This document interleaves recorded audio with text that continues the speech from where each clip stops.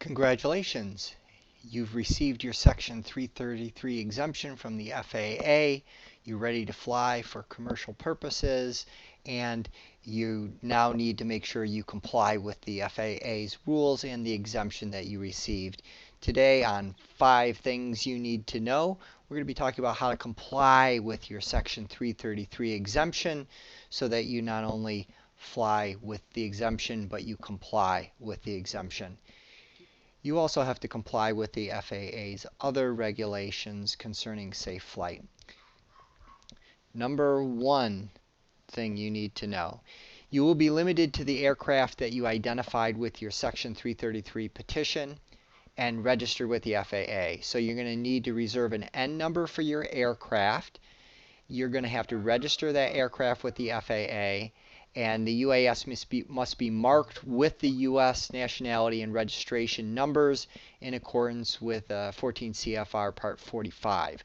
So you're going to have to be able to identify your aircraft so that if something bad happens with that aircraft, the FAA can identify who that aircraft belongs to. Number 2 thing you need to know. There are speed, altitude, and other limitations that you're going to have to comply with. So for instance, you can't go faster than 100 miles per hour or more than 400 feet above the ground level.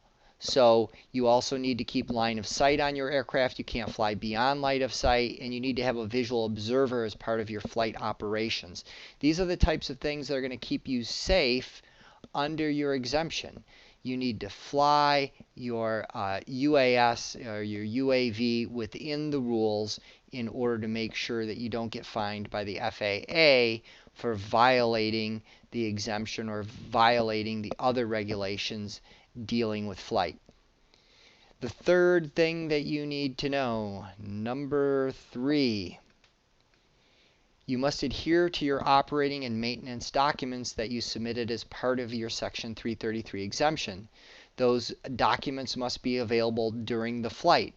What are those documents? Well, the operations documents that you submitted are going to tell the FAA how you are going to conduct a safe flight, what your emergency procedures are, what your other procedures are that will ensure that you're meeting the requirements of the exemption and the other aviation regulations that apply.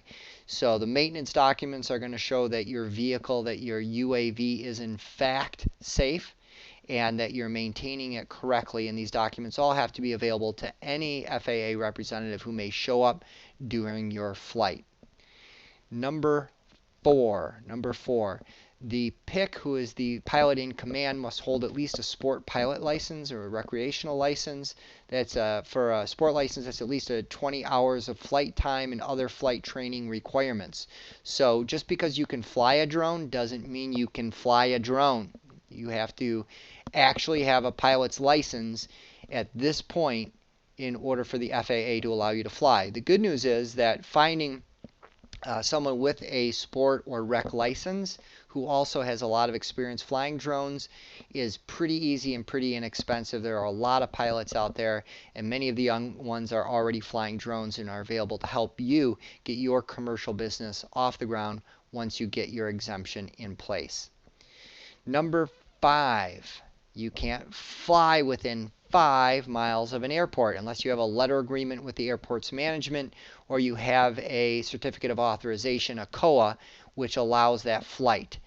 This poses particular issues for anyone who's operating a drone to do, for instance, real estate photography, and they're doing it in a downtown area that's within 5 miles of an airport. You can't just simply fly that flight because you've got an exemption. There's a lot of requirements in there that are going to be challenges for you to make sure that you fly competently and legally within the regulations. There are other limitations such as not flying within 500 feet of someone who's not part of your flight.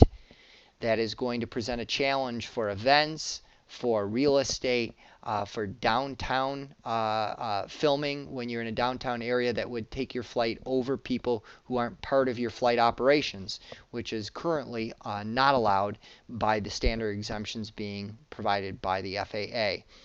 Those are the 5 things that you need to know for today. We'll see you next time.